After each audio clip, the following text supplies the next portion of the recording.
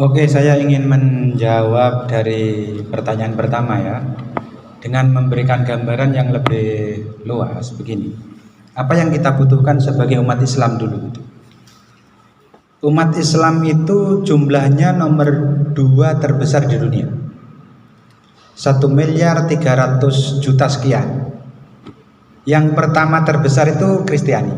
Kristiani itu maksudnya ya Katolik, macam-macam itulah ya. Nasrani kalau dalam bahasa kita. Yang ketiga itu adalah Hindu. Kalau kita ngomong tentang afiliasi agama. Tapi tingkat persebarannya umat Islam itu juga sama dengan tingkat persebaran Kristiani. Luar biasa sampai ke seluruh negara. Yang potensial menjadi kekuatan itu ada di Rusia dan di Cina. Walaupun di sebagian wilayahnya gitu ya. Sama di India. Kalau di mayoritas negara-negara Islam sudah menjadi umum lah kita mengerti ya. Di Iran, di Turki, di Indonesia, di Pakistan dan seterusnya itu.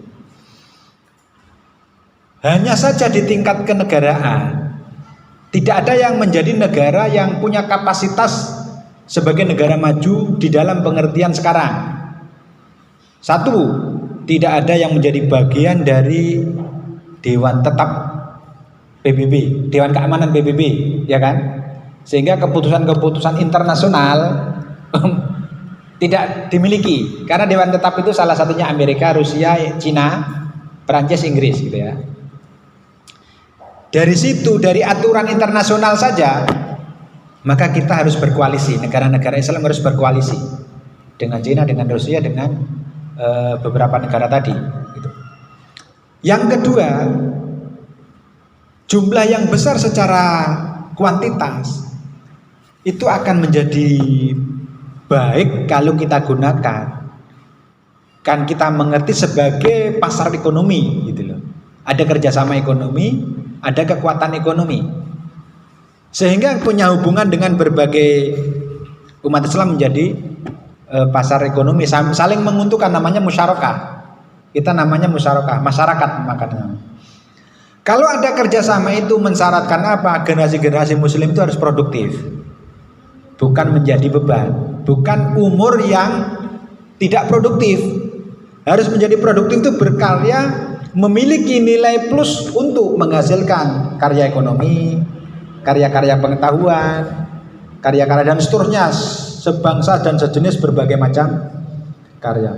Jumlah yang besar itu akan memberi manfaat kalau produktif tadi.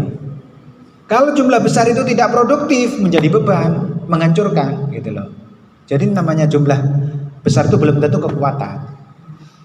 Yang ketiga dari sudut persenjataan, negara-negara Muslim itu persenjataannya menengah semua. Dalam pengertian menengah itu tidak ada yang persenjataannya kuat.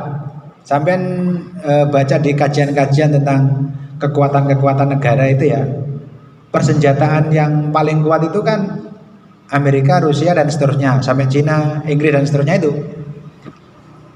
Lah jumlah negara-negara ini kecil selain Cina sama Amerika. Amerika itu 340 juta sekian. Cina 1 miliar untuk satu penduduk. Dengan semakin banyak jumlah penduduk dan wilayah yang luas, lebih mudah untuk dikendalikan dengan kekuatan kebijaksanaan politik seperti di Cina. Tapi karena umat Islam terpecah ke dalam berbagai negara, terbagi ke dalam berbagai negara, sulit untuk merumuskan satu kebijakan, bahkan termasuk tentang persenjataan. Karena persenjataannya belum cukup kuat, Indonesia itu hanya nomor 16 Mas dari seluruh negara dunia, yang kira-kira jumlah negara dunia itu 196 atau 191 lah kira-kira. Lumayan sebenarnya. Kemudian Pakistan, Iran dan Turki itu sudah lumayan, menjadi kekuatan menengah gitu. Nah, dengan melihat itu, kita juga harus mengerti di antara negara-negara ini, walaupun dia kuat secara ekonomi, kuat dengan persenjataannya, sebenarnya ada satu faktor yang membuat masing-masing negara itu takut dengan negara-negara lain. Apa? Kekuatan nuklir. Ini harus ingat sampean. Jadi ada negara-negara yang punya negara nuklir, kekuatan nuklir, senjata nuklir. Jadi orang itu ya wedi. Negara lain sebenarnya segan dan takut. Tapi negara lain ya hanya bilang ngomong bahwa di dunia ini harus bebas senjata nuklir kan itu. Perjanjian terakhir tahun 2017 di PBB itu dunia harus bebas dengan senjata nuklir, tapi baru diratifikasi oleh beberapa negara. Tapi banyak yang yang tidak setuju dengan bebas nuklir itu. Apa konsekuensinya? Negara-negara nuklir itu selalu meningkatkan kekuatannya, membuat takut orang, membuat takut negara-negara yang lain gitu. Memaksa negara-negara lain untuk mengeblok pada dia. Dan untuk membuat satu senjata nuklir, Mas, versi yang paling terbaru itu biayanya 1.400 triliun. Itu artinya apa? Kalau negara menengah seperti kita Indonesia menempuh jalan nuklir, artinya kebangkrutan, kemiskinan, karena biayanya mahal. Untuk memelihara mahal sekali. Tapi kalau kita tidak punya nuklir, kita diancam oleh negara-negara nuklir. Sehingga namanya Iran itu yang sudah mulai maju itu direcoki terus menerus oleh negara-negara barat. Tapi Israel yang menjadi sekutunya barat, punya senjata nuklir, dibiarkan. Barat yang menyerang Libya, hancur Libya sekarang perang saudara dengan korban yang begitu banyak, trauma anak-anak, sehingga memundurkan peradaban Muslim di Libya. Sebelumnya Libya itu adalah negara maju, Mas, termakmur di Afrika, cadangan devisanya besar, perdagangannya tidak mau lagi dengan dolar, tapi dengan euro, menggunakan euro itu. Nah itu membuat marah, membuat marah orang barat. Diinvasi oleh orang barat NATO, siapa yang berteriak? Nggak ada. Penduduk Amerika berteriak? Nggak ada. Penduduk Uni Eropa berteriak? Nggak ada. Barat menyerang Irak atas nama senjata pemusnah massal dan akhirnya tidak ditemukan senjata pemusnah massal. Diakui sendiri akhirnya. Tapi korbannya sudah berapa? Juta manusia di Irak hancur. Fasilitas dan seterusnya hancur semua. Kalau kita kan transformasi itu ya kita perlu perubahan. Tapi transformasinya jangan sampai menghancurkan peradaban, apalagi menyerang negara lain. Sekarang di Rusia sama Ukraina. Bayangkan reaksi orang barat melihat itu dengan reaksi penyerangan mereka ke Libya, ke Irak, dan beberapa waktu sebelumnya di Afghanistan setelah dikuasai oleh bukan yang saya ceritakan yang tadi ya, bukan yang ketika dia melawan Uni Soviet, Afghanistan yang terakhir itu. Korbannya begitu banyak. Itu kuncinya apa? Negara-negara ini punya senjata nuklir, Pak.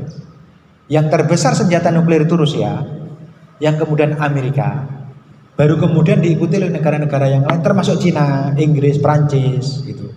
Israel itu punya, Korea Utara punya. Nah, kita di Indonesia itu dikelilingi oleh fakta pertahanan oleh negara yang memiliki senjata nuklir. Inggris mengikat perjanjian dengan Australia, dengan Selandia Baru, dengan Amerika dan seterusnya. Namanya Fakta Pertahanan AUKUS. Terus ada 5 negara lagi membuat fakta pertahanan. Kita dikepung sebenarnya. Cuman informasi-informasi seperti itu tidak banyak diungkapkan di media publik. Meskipun bagi orang-orang yang mau mencari berita-berita itu sudah oke. Nah, apa yang diperlukan untuk itu? Nah itu kekuatan nasional. Di antara negara maju itu salah satu ukurannya PDB. PDB itu harus besar. Semakin produk domestik brutonya besar, dihitung dan besar, semakin maju. Tetapi kan jumlah penduduk besar gitu loh. Lah negara-negara sebagai negara maju itu PDB-nya besar, penduduknya kecil. Inggris itu masanya sekitar 80 juta, 70 juta lah. Terus Perancis itu hanya sekitar 60 sampai 70 juta. Jerman 60 70. 3 negara bergabung belum bisa mengalahkan besarnya Indonesia sebenarnya. Kalau ngomong itu gitu loh. Ini kita petakan dulu. Apa yang menyumbang terbesar dalam PDB tadi itu adalah satu industri, yang kedua pertambangan dan pertanian, ketiga. Industri itu bukan harus lulusan teknik, Mas. Keliru Anda kalau ngomong industri itu lulusan teknik. Industri itu pengolahan. Pengolahan itu ya banyak sekali. Pengolahan ikan, macam-macam kan? Pengolahan apa? Pertanian juga bisa. Alumni pesantren bisa. Dan yang menyumbangkan ya agak kecil itu jasa ya. Jadi guru itu jasa, Mas. Iya kan, konsultan itu jasa. Jadi kalaupun kita itu lulusan pesantren, bukan teknik, bukan berarti tidak mungkin kita berbicara tentang industri. Industri makanan, itu macam-macam itu loh. Kita sangat mungkin menyumbangkan itu loh. Kalau kita bisa menyumbangkan itu, memiliki jaringan pasar dengan negara-negara yang lain, mungkin sekali santri pesantren, alumni pesantren itu memiliki kemampuan yang cukup sehingga mereka bisa ikut terlibat di dalam mengatur negara, menyumbangkan kemajuan terhadap negara. Itu ya dari wilayah yang perlu dimasuki atau industri. Jadi Anda jangan banyak terlalu ingin menjadi PNS, walaupun ada yang ke situ juga oke lah, maksudku gitu. Harus ada yang menekuni industri pengolahan, pengalengan dan seterusnya itu yang paling terbesar menyumbangkan PDB nasional itu. Yang kedua apa yang perlu disiapkan untuk itu? SDM, sumber daya manusia. Ya belajar lulus sarjana.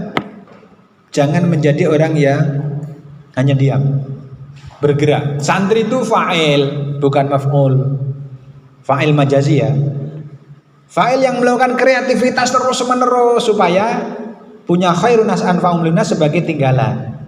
Idza mata bunu adam in qata amalu lam salah satunya ya amal-amal, ilmu, karya-karya dan seterusnya itu SDM harus ditingkatkan. Setelah SDM ditingkatkan, mampu membuat khairun nas anfa'um linnas itu salah satunya yang perlu dilakukan diantaranya juga adalah menjalin komunikasi dan menghidupkan kembali tradisi kelana para santri. Kita ini kan hanya dari Imogiri misalnya, Kepiungan dan seterusnya. Dihidupkan sekarang kelana santri seperti zaman dulu. Dulu namanya Sunan Kalijaga, Sunan Bonang berkelana ke Pasai. Geoekonomi politik, dia belajar geoekonomi politik sehingga dia tidak meneruskan perjalanan sampai ke India dan seterusnya. Karena apa? Prioritas yang diutamakan waktu itu adalah Jawa. Karena kita orang Jawa saat itu ya, yang saya sebutkan para wali ini harus cepat diolah gitu, diolah. Nah, dari situ apa? Menghidupkan tradisi kelana yang saya maksudkan ini apa? Kelana ilmu, kelana jaringan, dan kelana industri tadi. Kemana? Ke Cina, ke Rusia, ke India, dan kemana-mana tempat.